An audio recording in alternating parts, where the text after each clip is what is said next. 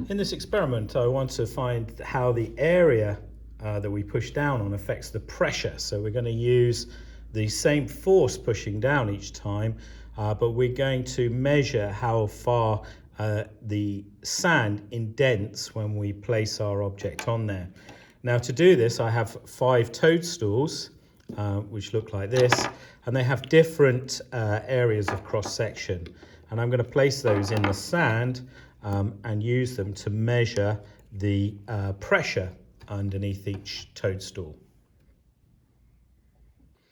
I need to start with damp sand because otherwise when I make my indentation, the sand will just fall back into the area. So what I want is the sand to hold its shape. So I'm going to add some water to the sand to kind of allow it to hold its shape, and just give it a stir around.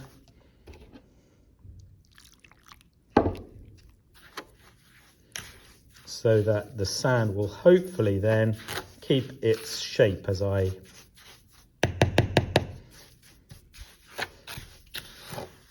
place the objects on them.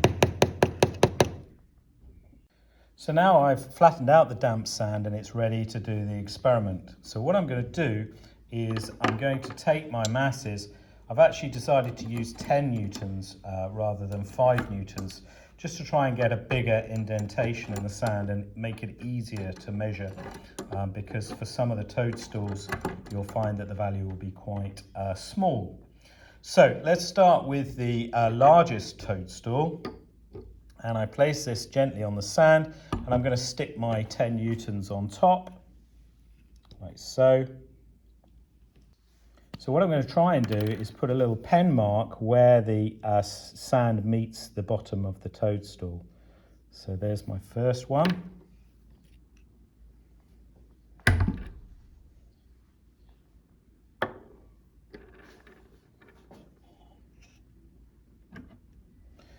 Just move it slightly so that it's not interrupting, and I just leave it for a second just to settle, and then I'm going to draw another mark.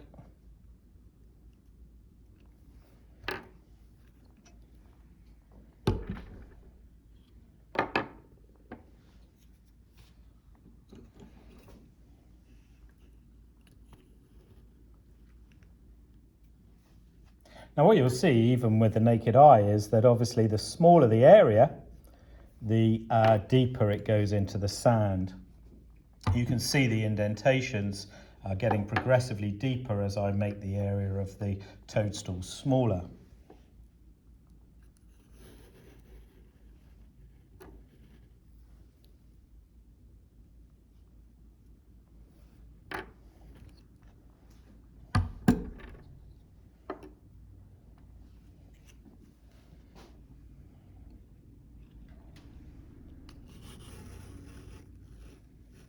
And you just have to be careful that the smallest one doesn't actually hit the bottom of the tray, because that would give you a false reading.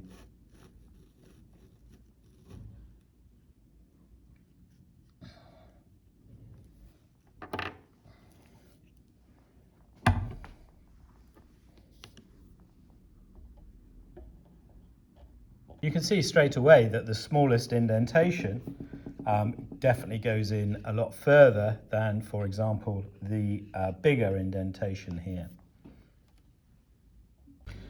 So you can see the marks on the ends of the toadstools, and what I'm going to do now is I'm going to use a ruler just to measure how far they've gone in each case. So you can see that I have recorded the depth. So the biggest one I felt went dug in 2 millimeters, then 3 millimeters, 4, 10 and 21. And in each case I placed 10 newtons onto the toadstool. So I can work out the pressure, and then I will get a value for pressure in this column. So pressure, remember, is the force, so 10 divided by the area. So if I work that out, that is 4 newtons per centimetre squared, and that's sunk in by 2.